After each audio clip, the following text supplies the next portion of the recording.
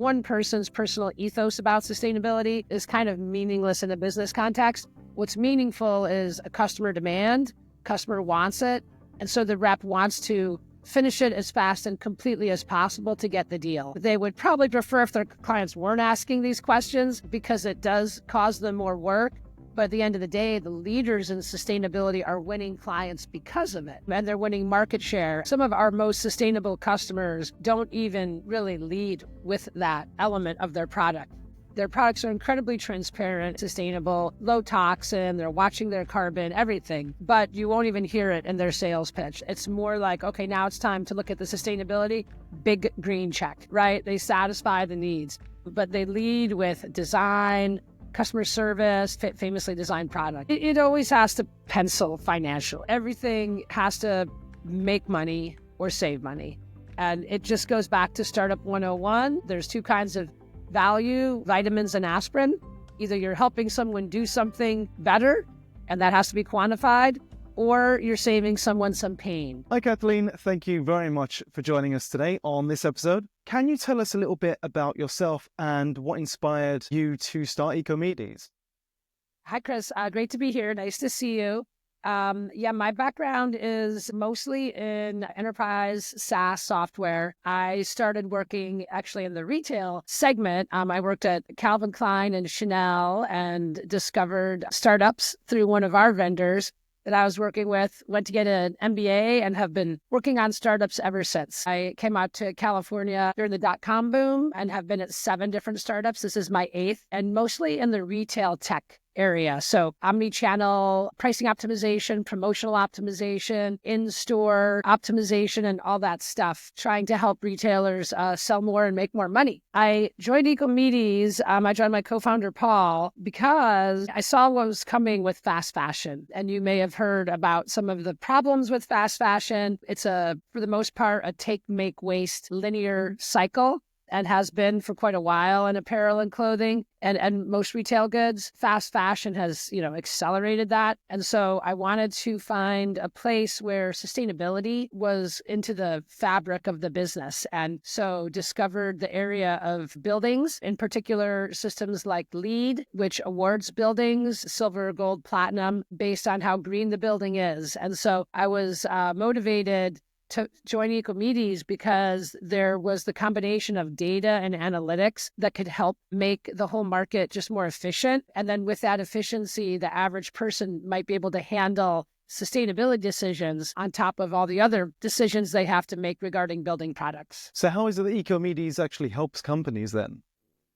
So we connect both buyers and sellers. On the buyer side, it's usually an architect or a project manager or a designer who's working on behalf of a building owner to vet, evaluate, and gather information on products, and then in concert with the project team, decide on the right products. So we help that person gather the information like lightning. The information is basically pre-gathered and pre-normalized on each product, allows side-by-side comparison, and it allows that buyer's agent to put it into a framework for compliance. So we help about 49,000 users per month who are getting products, vetting them, and looking for information. On the seller side, so someone who's selling drywall or office furniture, we help them meet that need by making that data really easy to push out to their go-to-market channels. They typically have inside reps, outside reps, architectural reps, distributors or dealers who have reps, multiple people between the manufacturer and the building owner. So we give that whole go-to-market team a tool that not only gives them the information, but a way to package that information for the unique needs of each customer. When it's working great, it helps them improve loyalty, sell more to the customer, and can accelerate deals because you could do the compliance step faster. And it makes sure that they don't lose deals that they should win just because of lack of information. What's been the most surprising challenge that Ecomedes has faced while you've been growing it, and how have you approached solving that? Yeah, I think the most surprising challenge is that our market is the building product market, they are not doing e-commerce. They're just transitioning to digital marketing, and they don't sell online. They still sell through reps. So having a tool that generates lots of customer engagement, prospect engagement, and helps move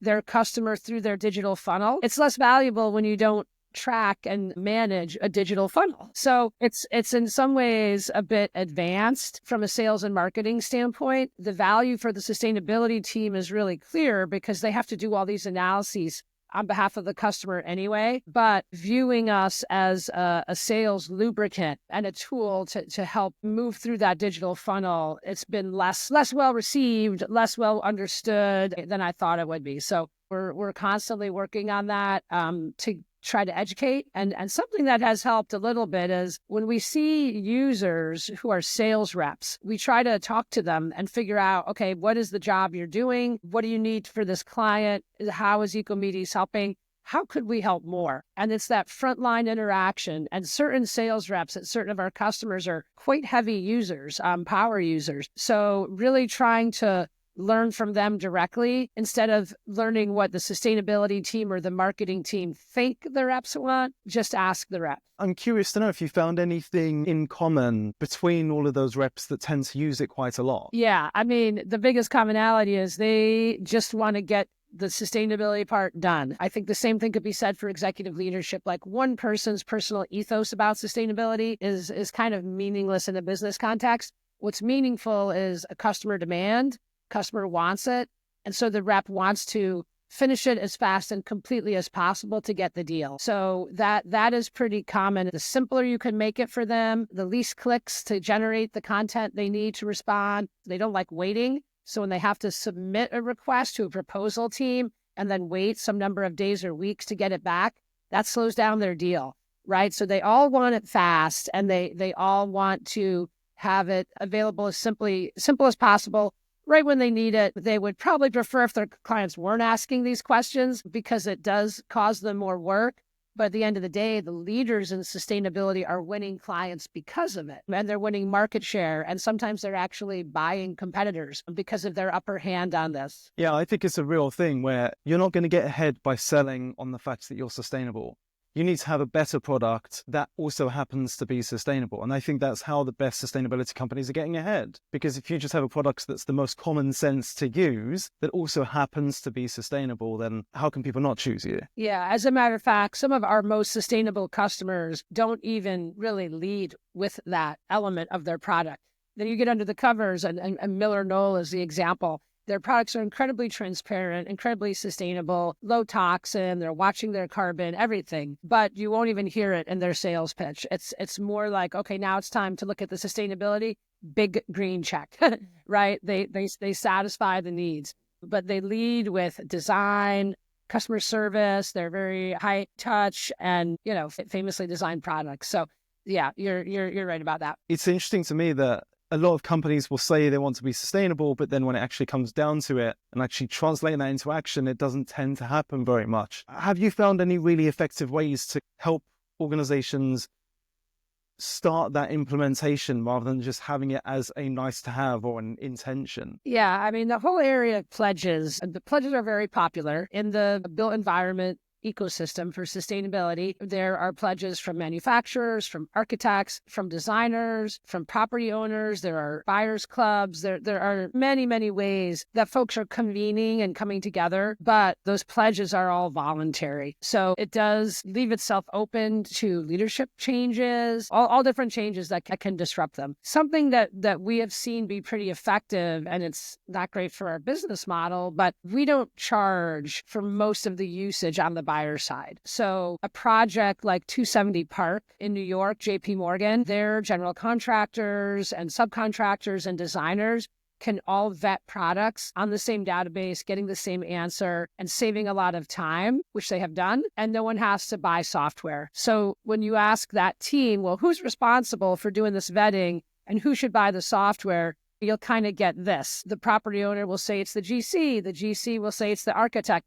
So by making a free tool available, they can use it without having to have that debate. How and when we monetize that, that's another question. But it certainly does help when people, even a small software cost would be difficult to that group, even if it's a fraction of the budget. So that's our challenge, is to figure out who and how to monetize while also making a sustainable motion still really easy and attractive. So yeah, free software helps. What have you learned about getting all those different teams involved and getting them around one software, a shared set of goals? A couple of answers. So one is top down. We work with the federal government. It's a top down decision on what the framework should be, what has to be followed, and what kind of software you use to vet it. So that helps. That's not available to all companies, although there could be more top down on this. What seems to work in the private market is some of the work of the nonprofits that we work with, who convene folks and have very labor intensive working groups, gathering input, visiting all the stakeholders' needs. And an example of that would be Mindful Materials. They are a nonprofit that convene folks from the building owners, architects, designers, and the manufacturers. And that has brought together, I'd say, a lot of really good intention. We host a portal for them, and it's one of the fastest growing of all the user cohorts that we track. So something is definitely working there too. Again, it's voluntary. So how much does it persist? In the face of challenges, we'll soon find out. But the ability to convene different stakeholders with different needs and align them around a common framework, they call it the common material framework, has been impressive. Just tell me a little bit more about that framework. Yeah, so it's called the Common Material Framework, and it basically takes 5 buckets that are used by the AIA, American Institute of Architects, and organizes what could be thousands of data points per product into these buckets. And then within each bucket, they have sub-buckets. And then within each sub-bucket, they have factors, right? So it's a hierarchy to organize a broad set of data. Out of our 100 data sources, they use about 60, pretty high percent. And then they've done something really cool down at the lowest level of the hierarchy, which is a maturity progression. So they call it TACO, and it goes from just being transparent, which means you report the information, to accountable, which means I'm going to try to, get better at it, to optimize, so that you get all the way to the end and you're actually optimizing the level of carbon, the level of toxins, whatever impact bucket it is. So it's complex. We seek to simplify it so the average person could look up and say, okay, common material framework, check on climate health, check on human health, and keep it at that English level. So they build a taxonomy and we build the data to populate it. I think that's something that the sustainability sector is almost cursed with a little bit, where the terms become more and more technical. And I think all of that detail starts to get lost on the everyday person that just wants to do their bit to help the climate crisis. I think it's really easy to get a bit blinkered when you're in the industry. Yeah, we sometimes think of our user group. I mean, there's multiple ways to segment and put them into cohorts. But one way is, what is their level of expertise around it? And we have something called a PhD in material sustainability. Lots of our employees at our team are PhDs in material sustainability. Many of our clients have a person. There's this, creme de la creme cohort of super experts, and they view that data differently than the average person, the other, let's call it 98% of the people. And then within those 98%, a certain part are interested. Like you said, a lot of people, given the choice, equal cost, equal work, of course, they'll take the more sustainable item. How do they define sustainability? Depends on their project, right? So that's where you start to get tricky. But if you could make it easy for them, especially architects and designers, and especially the next generation of architects and designers, folks coming out of school, newer designers and architects, they are baked in with looking for sustainable choices. They don't mind doing a little bit of online research. What they hate is the old way, which is making phone calls, trying to find a person, sending an email, right, and gathering all that information from an unknown number of manufacturers across your takeoff, the part of the building you're working on, or your CSI division, if you're working on, say, flooring, and you've got to call all the different companies. That they don't like. So we're really building an asset for that next gen who wants the information, is not afraid to look it up, get their hands a little dirty in the data, but they'd prefer not to be on hold waiting for that data manually. It's funny, you mentioned defining sustainability there, and I've spoken to a good number of business leaders over the past year in sustainability, and I think you speak to 100 people and ask them what sustainability means to them, you'll get 100 different answers, even from people in the sector. Even if they were in the built environment and you even told them, focus on this area of impact, what does it mean in that little box? You'd still get a lot of different answers. So people love to hate standards, hate to love standards. There's a great cartoon that I just saw someone recirculated. It was like a New Yorker cartoon, and it's a guy who says, I can't believe there's 6 different standards for this. Why are there 6? Let's just make one that encompasses it all, and no one has to deal with 6 standards and like ... 7 standards, right? The new version of the tool was there are 15 standards, and then it adds the 16th. So I think that's about right. It doesn't mean we shouldn't keep trying to make it simpler, but someone somewhere liked one of those standards, right? So it seems to me almost impossible to delete or remove standards. It's always additive. It reminds me of there's a organization called the Orange Button Initiative, and what they're doing is in the solar industry trying to standardize all the data, all the products. Standards are important because then you all speak the same language and you all understand the same things from the same context. But yeah, the moment you get more than one standard, it's no longer a standard. I think that's the key part of the phrase is it's the standard. Right. Yeah. It's a framework. You have certain standards that give you awards, right? Like LEED. There's an emblem on the building. There is a credit system and a point system. People review it. LEED has been evolving since the 90s. It has got the most buildings, the most materials, the most accredited professionals. It is a standard, but you could do it or not do it. Then there's additional standards for the building, such as living buildings, which seek to make every building regenerative, right? Not just sustainable, not just less carbon or less toxins, but actually a living building that is regenerative. That's a lofty goal. We could go through them in 10 minutes because there's only about 38 of those buildings. But they present this future view of where we want to be and shows that it's possible to run those buildings and for the building owners and funders to still make money. So anyway, it is what you call a standard versus a framework is even tricky. I'm interested, what trends or shifts have you seen in sustainability that you think businesses need to be paying closer attention to? My answer a couple months ago would be pretty different than the answer today. The longer term trends that may or may not be interrupted are things like the awareness of embodied carbon. And it gets really interesting in solar, right? Because you've got solar competing with coal or gas for energy output and cost, but you do have to build the solar panels. And those solar panels contain materials that are, rare/harmful. And they have a life cycle, right, that ends at some point. So looking at the embodied carbon, like how much carbon did it take to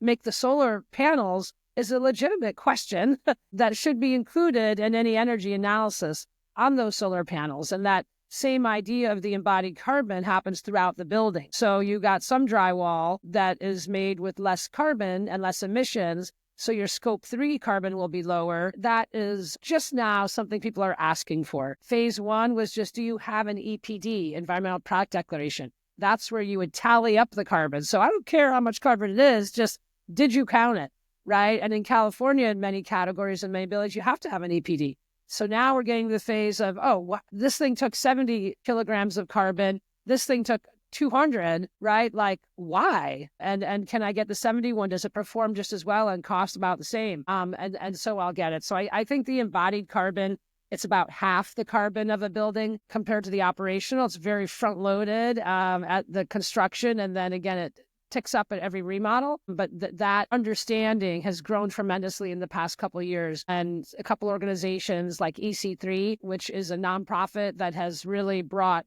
embodied carbon to the forefront. That is a big trend. A newer trend that I'm interested to see how it plays out is there's a lot of discussion right now about toxins in food, right? There are things in food that shouldn't be there, and cooking materials, right? Like PFAS in the pots and pans, right? There is all that in building materials too, and we don't eat them, but we breathe them because they off-gas. And the people who work in the factories kind of eat them because they're in the air and they go into the water and the effluents. So I would like to keep an eye on our collective awareness of toxins and why are they there in the first place? Usually to help the company do it cheaper, get higher performance with lower cost materials, lower cost manufacturing and make more money. But if it's putting humans at risk and our environment at risk, and as people are starting to look at LA, we have a member of our team who lost their house in the LA fires and is an expert at chemically sensitive interior design. They can't get back there for years because of the toxicity on the site. And removing that and disposing of it, the horror of the fires, it was just phase one. So perhaps as part of this cleanup and rebuild effort, those toxins will get a little bit of airtime and see if we can draft off some of the stuff that's happening on food. Personally speaking, you think about the fires and all the damage that causes, you tend to forget about the after effects of it, all the toxins, not just from the fires themselves, but also from the firefighters trying to fight it, because lots of fire extinguishers have lots of toxins. For sure, the firefighters and female firefighters have a much higher incidence of breast cancer, and female maybe male and female, but they get scanned their whole body once a year, at least around here, to look for tumors and whatnot, because the material they're using to extinguish the fires and the burnt debris on the site are very toxic. It's a job we really need people doing, and not always appealing. As someone that's obviously mentioned 7 startups that you've worked in before, this is your 8th, along with working in larger corporations, I'm really interested in what some of the biggest leadership lessons you've learned have been. I think one of the biggest lessons I learned being on an executive team and working for a different CEO was when I'm in the chair, I'm going to be more transparent with the team. And I had worked at companies in the past where even something as basic as the capital structure was opaque, our runway opaque, even our, headcount, a lot of the data that describes the company, the CEOs didn't think that the company needed to know about it. And so either I wanted to know myself or I had a team who was interested and I couldn't tell them. So I do try to be very transparent with the team. It's part of our ethos. That's what we're doing with the building materials. So it certainly makes sense as a value. And it's, good and bad news, share it. If you have good people, they'll use that information correctly. If you don't have good people, it's harder to be transparent. So maybe those aren't the right people. So that's probably one lesson. The other is to make sure it's a two-way street, sharing information and listening. Having worked in sales, consulting, in sales and just regular consulting, managing people for a long time, you learn you have 2 ears and one mouth, right? Whatever you say is more valuable if you're really listening to that person, and listening takes time and effort. As a leader, you really need sometimes to let people either empty the glass, get out everything they want to get out, or make sure their factors are heard. And not everybody can make every decision, but I do think it helps long-term motivation where people feel they're listened to. And it's just a great skill. You think as you become a leader, you might be talking more, directing more, you're actually listening more. So that's a skill that you have to refine along the way. I think there's an element of empathy to it as well, isn't there? Where good listeners have good empathy. Because like you said, sometimes you need to know when people are actually looking for a solution or asking you for a solution, and when they just want to vent. And like you say, empty the glass. Yeah, well, and that little topic, right out of the hotline, the headlines again, Chris, the Facebook comment that they need more masculine energy in companies probably is saying less empathy. Right? That it would be the traditional more aggressiveness and less empathy. I do think that some empathy is important, but it is a balance, and it is easy to be too empathetic. You do have to make hard decisions. I don't know if you ever watched Moneyball, Billy Bean. He's like, he never talked to the players, right? Because he has to fire them. That's the extreme, right? You gotta know your team and talk to them. But at the same time, sometimes hard decisions have to be made, either an assignment that's not their favorite thing but needs to get done, or sometimes when you do need to separate from an underperforming employee. It is empathy, but I don't know, maybe compartmentalized empathy. It's hard to turn it off, but sometimes you have to just take it as a factor. Then this other factor is cash flow, for example. So it's a balance. I don't think masculine and feminine have anything to do with it. Some people are more empathetic. Some people are more compassionate. It is not independent of aggressiveness and competitiveness. My final question for you, Kathleen, is if you had one piece of advice for another company in sustainability, what would it be? It always has to pencil financially. Everything has to make money or save money. And it just goes back to Startup 101, and you start breaking down like the fishbone diagram, right? There's 2 kinds of value, vitamins and aspirin. Either you're helping someone do something better, and that has to be quantified, or you're saving someone some pain, and that has to be quantified. Whether it's dollars or hour or compliance or new customer engagements, it must be quantified and it must pencil financially. We shoot for 10x ROI. I think that's the minimum, especially when you get into larger companies and larger ARRs. And if you can't get that from something quantified, it's probably not the right solution, no matter how good it might be for the environment. If it doesn't pencil, you'll be stuck in an early adopter bucket, or you'll be subject to new leadership changes. So it has to pencil financially. Kathleen, thank you very much for your time today. Really appreciate it. Thank you, Chris. Thanks for what you guys are doing, and great talking with you.